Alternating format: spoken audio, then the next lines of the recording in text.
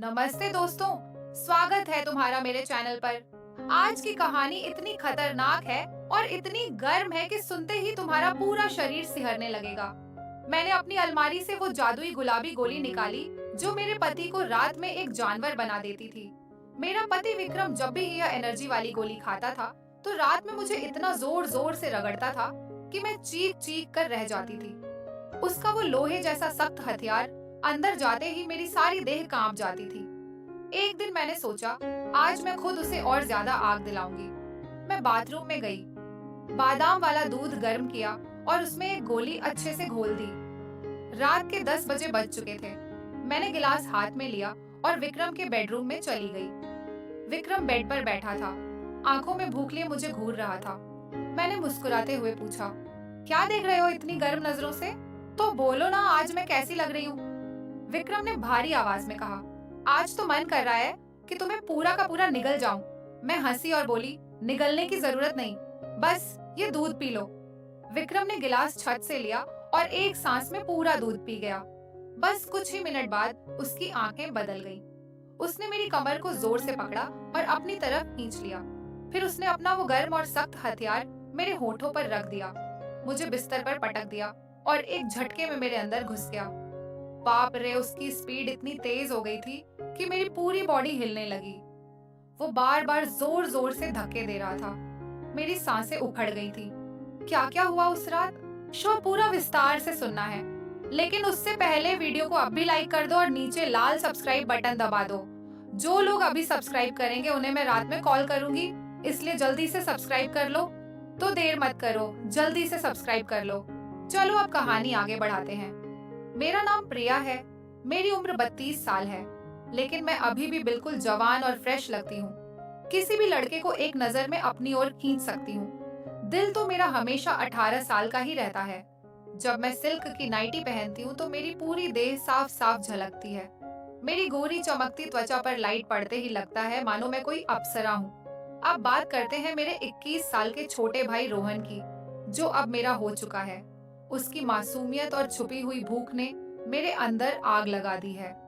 जब वह मेरी तरफ देखता है तो उसकी आंखों में वह गहरी प्यास साफ दिखती है, जैसे वह कोई गर्म ख्वाब बार बार जी रहा हो। कभी वह मुझसे कहता है, दीदी दी आज तुम तो पूरी रात जलाने वाली लग रही हो। इसीलिए मेरे पति राजेश कभी कभी ऑफिस से जल्दी आकर मुझे चुपके से अपनी बाहों में भर लेते हैं। हम शहर में रहते हैं क्योंकि मेरे पति प्राइवेट जॉब करते हैं। मेरी 4 साल की एक बेटी भी है, इसलिए मेरी छातियां भी अब और भारी भारी हो गई हैं। पति को अपना फर्ज समझकर रोज उनकी मालिश करती थी। भले ही हमारी शादी को 8 साल हो चुके थे, लेकिन मेरे पति अभी तक मुझे बहुत गहरे जोश से प्यार करते थे। अच्छा से मेरा मतलब है, सब कुछ चूस चूस कर पी जाते थे। वैसे आमतौर पर उनका स्टाइल ही ऐसा था, लेकिन मैं हमेशा साफ सुथरा रखती थी और कभी कभार लिपस्टिक भी लगा लिया करती थी। पिछले महीने कुछ ऐसा हुआ जिसका हमें कभी शक भी नहीं था। शाम को मेरे पति राजेश घर लौट रहे थे। उनके ऑफिस के किसी साथी की पार्टी थी, इसीलिए सबने उन्हें बहुत पीला दिया था और वह कार से घर आ रहे थे। आते वक्त उनकी कार का एक्सीडेंट हो गया। इस हादसे में उनकी कमर में चोट लग गई और डॉक्टर ने कहा कि ठीक होने में कम से कम 8 से 9 महीने लगेंगे। यह सुनकर मेरा दिल बैठ गया। राजेश का दर्द भले ही शारीरिक था, लेकिन मेरे मन में एक गहरी बेचैनी और सूखा भर आई। जब मैंने उन्हें अस्पताल में देखा, उनकी आंखों में पीड़ा साफ छलक रही थी। मैंने तुरंत उनके पास जाकर उनका हाथ पकड़ लिया। इसी वजह से मेरा छोटा भाई रोहन उन्हें देखभाल के लिए आ गया था। राजेश ने रोहन को यहाँ रुकने को कहा क्योंकि वह ठीक से उठ भी नहीं पा रहे थे। मुझे ही दुकान से सामान लाना और बाहर के काम करने पड़ते थे। मैं मान गई और बहुत खुश हो गई रोहन को देखकर। मेरे कान तक ही आते थे। बॉडी भी फिट थी और रंग भी गोरा था। वह ज्यादा शरारती किस्म का लड़का नहीं लग रहा था और मैं भी खुश थी कि कोई तो आया जो मेरी मदद कर सके। आज वह मुझसे थोड़ा थोड़ा झिझक रहा था क्योंकि वह शादी के बाद पहली बार मेरे साथ इतने करीब था। रात को जब मैं राजेश को दवा दे रही थी कि तब मेरा छोटा भाई भी हमारे पास बैठा था और फिर अपने कमरे में जाकर समय पर सो गया था। राजेश के चेहरे पर थोड़ी सुकून की लकीर थी, लेकिन वह अभी भी दर्द में था। तभी मेरी सारी भावनाएं बाहर निकल आईं। मैंने राजेश के पास बैठकर कहा, वह भी क्या दिन थे जब आप रोज मुझे मसाज देते और अपना सामान अंदर डालते थे। राजेश यह सुनकर हल्के से हंसने लगे। क्या हो गया मेरी जान, आज तो पूरी मस्त लग रही हो। मैंने कहा नहीं जी, आपको तो मजाक सूझ रहा है और इधर मेरी हालत खराब है। सच बताऊं तो इस सूखे ने मेरा बुरा हाल कर रखा है। मेरे पति बोले, मैं तुम्हारा दर्द समझता हूँ प्रिया, मेरा भी बहुत मन करता है लेकिन क्या करूं, मैं तो ठीक से हिल भी नहीं सकता। बस थोड़े दिन और सब्र कर लो, फिर देखना मैं इस तुम्हारे फूल का क्या हाल करता हूँ। तभी मैंने कहा, सो थोड़े दिन नहीं, पूरे 8 महीने बाकी हैं ठीक होने में, और मेरा तो 1 महीने में ही यह हाल हो गया। पता नहीं आगे के दिन कैसे बीतेंगे। मेरे पति मेरी उदासी मिटाने के लिए बोले, चलो वह नहीं तो कम से कम दूध ही पिला दो, डॉक्टर ने भी कहा है। तभी मैंने हंसते हुए कहा, आपके नसीब में तो वह भी नहीं है, क्योंकि आपकी बिटिया ने पी लिया है। हम दोनों जोर जोर से हंसने लगे। मेरे पति मुझे खुश रखने की पूरी कोशिश करते थे, लेकिन मैं क्या करूं, सब बेकार था। थोड़ी देर बाद राजेश सो गया, क्योंकि उनकी दवाइयों में नींद की गोलियां भी थी। लेकिन मुझे नींद कहाँ आ रही थी, इसीलिए मैं खड़ी होकर रोहन को देखने चली गई कि वह सोया है या नहीं। लेकिन वह अभी तक जाग रहा था और मोबाइल देख रहा था। मैंने उसके कमरे में जाकर कहा, क्या हुआ रोहन, 12 बजे बज चुके हैं और तुम अभी तक नहीं सोए। लगता है तुम्हारे मन नहीं लग रहा है। वह उठकर बैठ गया और बोला, नहीं दीदी, ऐसी बात नहीं है, बस यूं ही फोन देखते देखते देर हो गई। फिर उसने पूछा, दीदी आप भी तो नहीं सोई। मैंने कहा, मुझे तो आजकल नींद ही नहीं आती। रोहन ने पूछा, क्यों, क्या बात हो गई। मैंने हंसते हुए कहा, नहीं वो मैं तुम्हें नहीं बता सकती, जब तुम्हारी शादी होगी तो तुम्हें खुद ही पता चल जाएगा। मेरे मुंह से ऐसा सुनते ही रोहन ने अपनी नजरें नीचे कर ली और अंदर ही अंदर मुस्कुराने लगा। तभी मैंने कहा, अरे तुम तो इतनी सी बात पर शर्मा गए। अच्छा बताओ, अभी तक कोई लड़की लाइन की है या नहीं।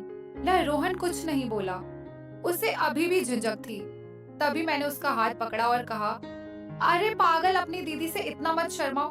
वह धीरज से बोला, दीदी सच बताऊं तो ऐसी बातें मैंने अभी तक अपने दोस्तों से भी नहीं की हैं। मैंने कहा, अच्छा तुम मुझे अपना दोस्त ही समझ लो ना, क्योंकि मुझे ऐसी बातें करने में बहुत मजा आता है। रोहन ने कहा, हाँ दीदी, एक थी लेकिन उसने मेरे से बातें बंद कर दी हैं। मैंने पूछा, तुमने उस कर दी होगी ना। रोहन बोला, नहीं दीदी, सच बताऊं तो मैंने उसे ठीक से छुआ भी नहीं था। मैंने मुंह बनाते हुए कहा, तुम तो बड़े सीधे हो। चलो कोई बात नहीं, अब तुम मेरे पास आ गए हो तो मैं तुम्हें अपना खिलाकर जवान कर दूंगी। मैं बातें करते करते रोहन के कमरे में ही सो गई थी। सुबह जब मेरी आंखें खुली तो रोहन बेड पर बैठा हुआ मुझे ही देख रहा था। मेरे उठते ही रोहन ने मुझे गुड मॉर्निंग बोला। जब मैंने पूछा, क्या देख रहे हो, तो वह बोला, दीदी वी आप सच में बहुत हॉट हो। मैं मुस्कुराते हुए बोली, अच्छा तब तुम सुबह सुबह हॉटनेस का मजा ले रहे हो और रात को तो बड़े शर्मा रहे थे।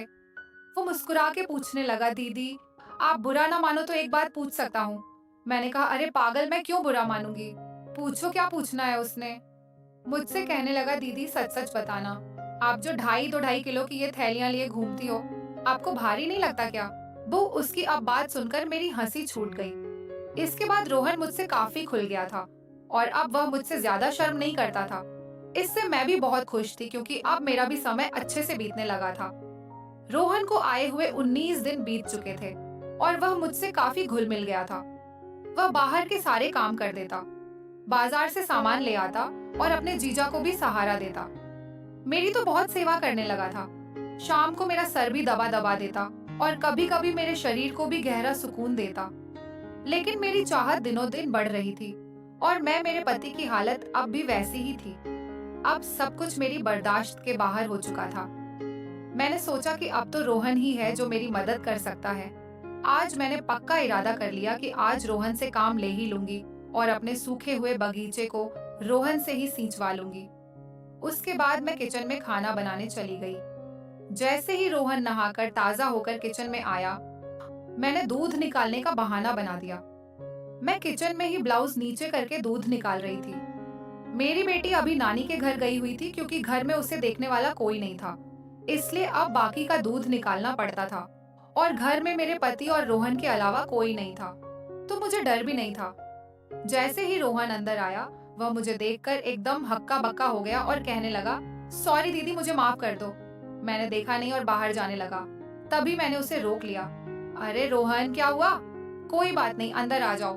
रोहन बोला, दीदी ऐसे मैं अंदर कैसे आऊं? मैंने कहा, ऐसे वैसे मत करो और जल्दी से आकर मेरी मदद करो। रोहन का मन भी कर रहा था, लेकिन मैं उसकी दीदी थी, इसीलिए वह थोड़ा हिचक रहा था।